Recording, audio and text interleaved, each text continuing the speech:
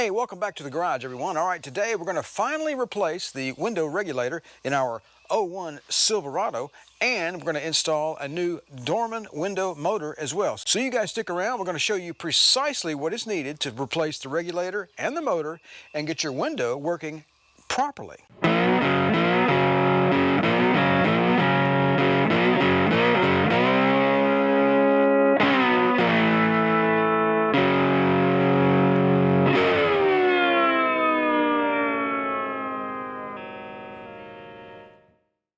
All right, we're back. So this weekend, we're going to replace the window regulator and the motor in this right rear door on this '01 Silverado. So if you saw the last video, a little automotive archaeology had to take place. At first, I tried to replace this motor, and the motor had failed. I took it inside the shop, rebuilt it, and I brought it back out here. Still wouldn't move the regulator. I think the regulator is bad itself. So, but the end of the story is this motor and this regulator are not the right part. Someone in this truck's history installed a regulator and a motor from a different model GM vehicle. It's very similar, but it's not quite right. I've owned the truck since 2016 or 17, and I'm going to be honest with you, I can't remember if this window ever worked at all. This truck isn't very frequently driven, and I'm the only one that ever drives it, so this window, I have no idea. So this may or may not have ever worked properly. After the hack installed this crap window regulator into this door, that's where we're at. I'm assuming that the shop that was hired to repair this used one that was on hand. They thought it would work, and it just did. So I've got the OEM proper window regulator for this truck along with the motor. I'll put part numbers in the video here, and I'll post the very basic instructions on how to do this here, and also a diagram. If you've never done this before, it doesn't look like I've never done it before. You know, it doesn't look like it's all that hard though. So, well, anyway, it's all 10mm stuff. I got some tape on the glass up here. It's Scotch tape, so I hope it holds. Not Scotch, masking. Anyway, the basic process is take the motor off, no big deal. We got 3 screws here. They screw them from the back, and we'll use a stubby screwdriver to get back there like that. And then we have two 10mm nuts holding the window to the regulator. There's one here and there's one here. And we have 4 10mm bolts here, and 2 on the bottom as well. And once you get all that stuff off of there, and this regulator is detached from the glass, you're supposed to be able to sandwich this thing together and then pull it out of the door. Well, anyway, that's the basic process. Let's go ahead and get busy. All right, so before we get started, I got a genuine GM window regulator. I got this in from GM Parts Giant. This is the real McCoy part. You can go get the Dorman stuff from the parts house for a lot cheaper, but, well, I just decided to get the OEM part. Although I do like Dorman stuff, but for this regulator, which I cannot get out of the box, I decided to go OEM. Let's take a look at this thing. So, there we go. I just want to take a look at it. And there we go. That's the right orientation. There's a motor mount right there. This is where the motor plugs into the gears. They got a little piece of plastic holding this thing together right there. I'll clip that off. We've got these 2 guys here. These sliders that go into the window. We'll need to run that up. I just wanted to take a look at that before we dove headfirst into this thing. All right, if you can get your arm in here behind this bracket here with a stubby screwdriver, these screws come out pretty easily. So we're going to go ahead and get this motor off here before we remove the bolts to the regulator. All right, there we go. That's the motor, which is correct for this regulator, but not for this truck. I did Google these numbers on this, and I came up with something on eBay that said it was for an early 2000s Cadillac. So whatever. Let's see, the instructions said 2 bolts on the, it said 4 bolts, but I see 5. The motor bracket is held on by 1 here, and there's 2 more across the bottom, and there's only 2 on the top. So, but we got to go ahead and get these, we got to get the window disconnected from the regulator first. So basically that just tightens on these 2 clamps that have some rubber that holds the glass. I have seen holes through glass in cars, you know, back in the day, but here it's just a clamp. I haven't done this. Last time I took a window or a regulator out of a car was my 1985 Monte Carlo. Somebody stole my car radio. They broke my driver's side glass to get at it. When I showed them, the radio was broken already.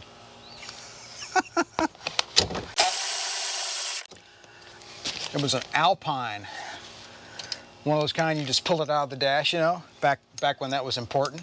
I bought it in, when did I buy that thing? I bought it brand new in Colorado Springs in 1990 or 91. And I looked at the other parts. So these bolts, they go along with the regulator. And they, apparently the whole thing will just work when we, you know, it'll be okay. All right, so let's go ahead and get these bottom bolts out. I'm not going to take this off because I don't really want to take the door handle off. It's just something else I don't want to do. Unless complications dictate that I must. Then we will. See, that bolt was in there so tight it dug into the sheet metal. Look at that. Man, there's a mechanic in the world that needs a good kicking. I guarantee it. All right, so this thing is supposed to fold up. There's no room over here. There's a big hole there, so I'm assuming it comes out this side. Now we got to get it. We got to do some stuff here.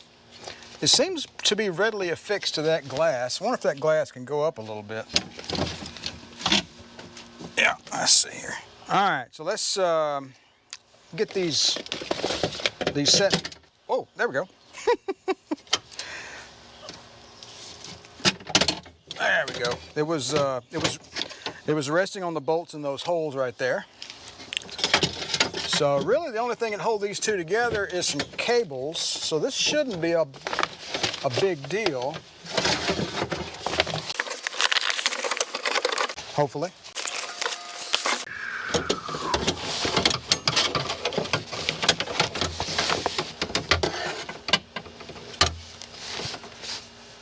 Don't want to take that out.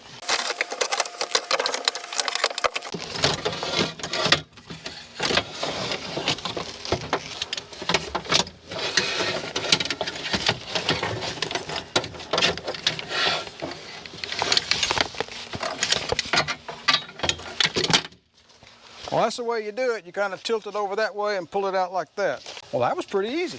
All right, so interestingly, the distance from this bolt hole to the bottom stud is 21 3/8, and on the stock, or on the part that I pulled out of the truck, it's 21 3/16. So the one I pulled out of there is a little shorter than this one, but you know, whatever. Also, this one has these really nice protective covers over the cables. So just an observation.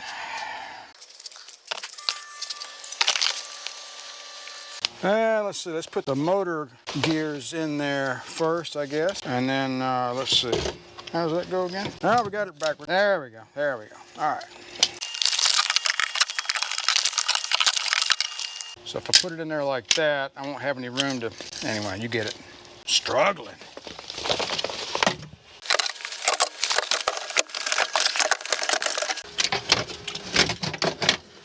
All right, it's inside the door at least. Whose dumb idea was it to keep this on the car?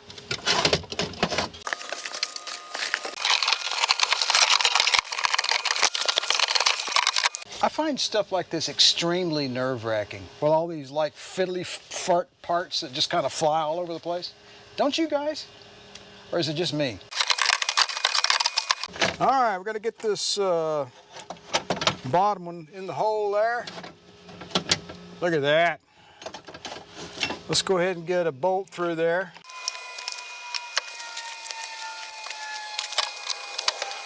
Yeah, they kind of boogered up the sheet metal here, so I'm gonna go with a little, I'm gonna go with a washer. And the bottom seems to be fine. Get that started. Yeah, that's definitely taller. I had to go to the parts house and get some bolts because there was one missing out of the replacement part that I ordered. I'm not sure why. I'm not sure what was going on there. All right, let's just get that on there loosely. Let's just get everything in place here. We got to make sure we got to put that wiring harness behind that. Great. Too late. Guess what we get to do? I got to get the wiring harness behind the bracket. So I just need to disconnect this left side momentarily. There we go. And we reattach. I don't know why they put, it's like two holes here, elongated or something, but there's no adjustment because there's only one hole here, and it's like firmly affixed, and there's zero adjustment. I don't know why they did that. So I've got a torque wrench inside here. I believe it's 80 inch-pounds. Let me go get my torque wrench. I'll be right back. All right, so yeah, I just looked it up in the book. It is 80 inch-pounds. That's 70. We'll go 70 all the way around, just to be cautious. Whoever put this thing in there with that wrong regulator really torqued down these bolts too tight and boogered up that metal. That's the reason why I had to put a washer on there. We're gonna put the motor on next. All right, we've got a Cardone reman. So it's a remanufactured original equipment part. And, you know, hey, look at that. The gears actually mesh properly. All right, the struggle is real. This rebuilt Cardone part. The threads in these holes here, they're just trashed beyond recognition. I started to tap this one, but no, we're not doing that. We're going back to the parts house and I'm gonna get another one. All right, problem solved. So these motor housings, the plastic housing doesn't come threaded. It just comes with a straight hole, and at the factory they use self-tappers, some sort of self-tapping screw to put them in the framework. So I took it back and I got a Dorman, and it had just clean holes. And it was clear to me then that what I was seeing on the other part was holes that had been self-tapped. So I had it in my mind that it would be like the backside here, something else bolts here. I was thinking there was supposed to be some metal inserts there, but I was wrong. So anyway, and the reason I had that in my mind is because this motor that I pulled off of the truck has metal inserts for sheet metal or machine screws, but the other part is completely different. This thing really hosed up my brain. I'm gonna tell you what, it just threw me all out of whack, and everything I did was based on this, and it's completely wrong. So we got the original part, and I couldn't find any screws, some self-tappers that fit this, but I did get my tap and die set out, and I tapped this plastic in here for a 6mm by 1 regular thread, and that worked out pretty well. So that's the bolts we're going to use for this. Let's get back to work and see if we can't finally put this stupid motor in this truck. I did find that the shaft on the reman Cardone part was really tight against that up inside there. So let's see how well the Dorman part serves us. Let's see. It's not as tight as the reman Cardone, that's for sure. Actually fits a lot better. A lot better. That's pretty awesome. That's very cool. I'm going to use some lock washers too, since I'm using machine threads into plastic. I suppose a little Loctite stuff wouldn't be a bad idea, but I think that's a bit overkill for this. He says as it falls apart in 2 weeks. All right, so let's get this thing in there. I wonder if I could hit my elbow against the side of my B-pillar one more time. That would really help things a lot. All right, that top one started. And I had to trim down one of these bolts because it's going into the back side of this one where that threaded boss is. I'm not sure. I can't remember what screws in there, to be honest with you. All right, let me get these bolts in here real quick. All right, I got it in there. I decided to take one of those out, and I found a really big honking self-tapping machine screw. Not machine screw, sheet metal screw. A Whopper. And I got it on that one right there, and it is like really tight because those machine screws I put in there, even though they have a lock washer, they didn't, I mean, they're snug, but they're not, you know, they're not fantastic. So that's the reason why I decided to put a little more substantial fastener on there. It'll be okay. You know what's going to happen if it falls out and breaks? I'll fix it again. By golly. All right, so I've got some bare wires there. Let me get some tape on that. Got some of that really good cloth black tape. Dr. Eyeball gave this to me. And I probably should have put this on there before I put the motor on. Good job, Harris. We'll make it work some kind of way, though. Yeah, it looks pretty good. Can't see nothing anymore. I can't see a softball 3 feet in front of my face unless I got reading glasses on. I'm up to the 3X. All right, that'll work. Plug her in. I had it in my mind that the next task would be to raise this regulator assembly and get it up to the window and then tighten her down, and the window part will be done. All right, we got the key on. You know why the wiring harnesses are so short? Because long wires cost money. Ooh, that sounds nice. Seems to be working just fine too. Whoo, look out now.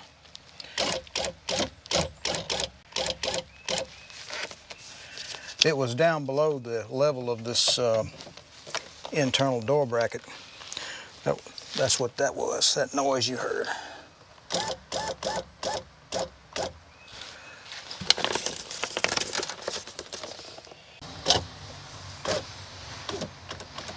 All right, that's maximum. Disconnect that. Let me go turn the key off, and I'll put those two nuts on either side of the window, and we should be done with that part. Hopefully, cross your fingers. All right, let's see how much window we're grabbing up here. Fair amount. All of it. Oh man, it has the nut already on there actually. So, as I recall, from the book it said 80 inch-pounds. Now basically what this is doing is, you know, grabbing the window like that. It's not drilling a hole through the window, you know. I hope I'm doing this right. Yeah, 55 clicks. Basically you got a C-channel of rubber that's up around the window, and on either side of that is the metal. Crash! All right, that's 55. Let's go for 65.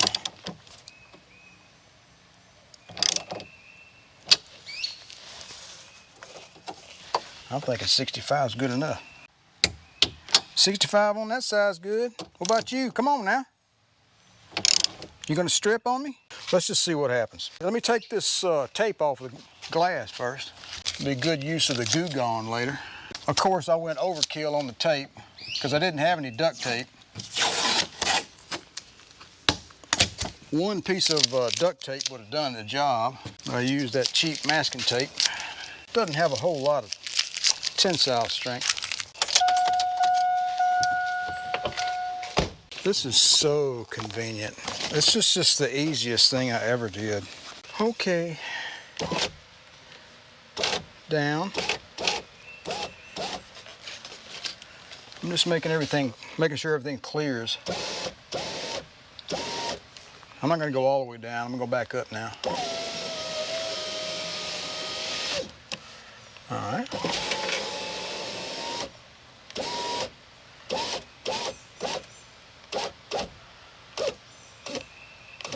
All right.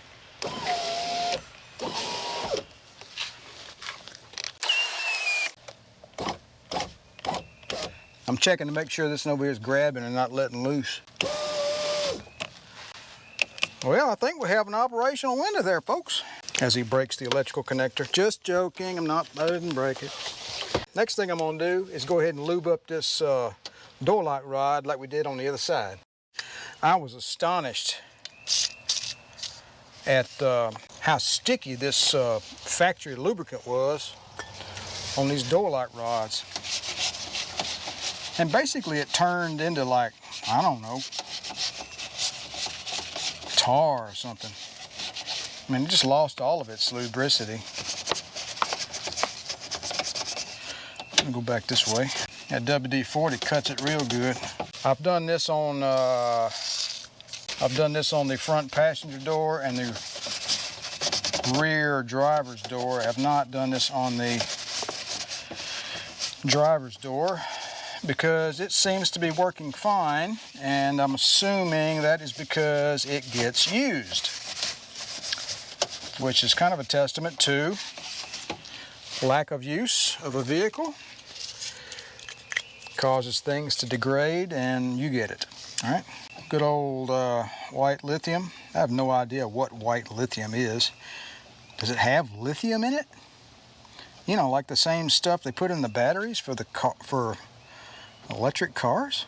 I never really thought about that. Does white lithium grease have the same lithium that they have in electric car batteries, or cell phone batteries for that matter? You guys tell me right now. I don't want to look it up. I'm too lazy today. You guys tell me. Consequently, is my car going to burst into flames? Ooh, that's a hot spot, isn't it? This double entendre is just all over the place today. All right, we are good to go. Let's see, make sure it's in the unlocked position. There we go. All right, I bet you guys thought I was going to forget about this new fancy speaker. I've been dying all week to get these speakers back in this truck. Brown wire on this speaker harness is always the positive wire on your speaker, by the way, if you're not a stereo person. If you get them mixed up, like say you get the positive wire hooked up to the negative on one side of the car and vice versa on the other side, basically what that does is it puts your speakers out of phase. If you're an audiophile, that's just like the worst thing on the planet, apparently. Basically means when the speakers on the left side of the car is going in, the ones on the other side is going out, you know. Not sure that anybody could actually discern you know, that happening, but anyway. Some of these people, some of these audiophiles with this discriminating tastes probably can identify that kind of thing. All right, what am I doing? I got to get this harness done correctly. Does it come up through there? I guess it comes up through that hole right there. I am so over this. I am so ready to be done with this. Upside down. There it is. What is going on with this thing right here? So conveniently positioned. Put a bolt in it. You can't see jack, I know it. I'm just putting bolts in. Let's turn on the radio, make sure it works. All right, we got jams. Hopefully we won't get a copyright infringement. All right, finally I think I'm ready to put the cover and everything back on this door.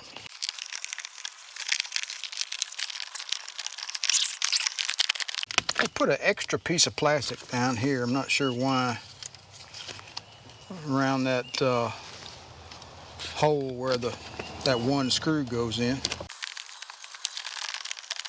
Window switch first, I reckon.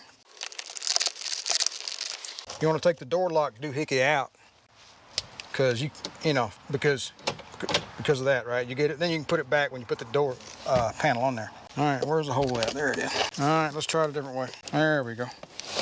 No, that's not working either. Open it all the way and then shove it in there.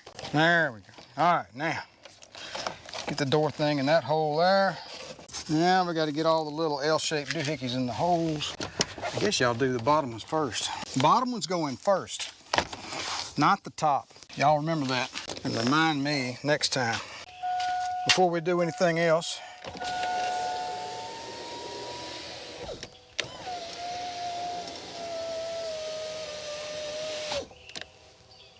that's a beautiful thing.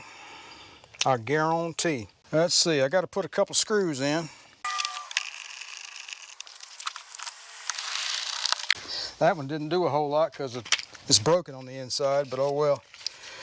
All right, these LED bulbs here on Amazon, these things are pretty cool. They're good quality. I haven't had one fail yet. Well, I've only been using them for 5 minutes, but I've got them all over the truck now, and they seem to be working just fine.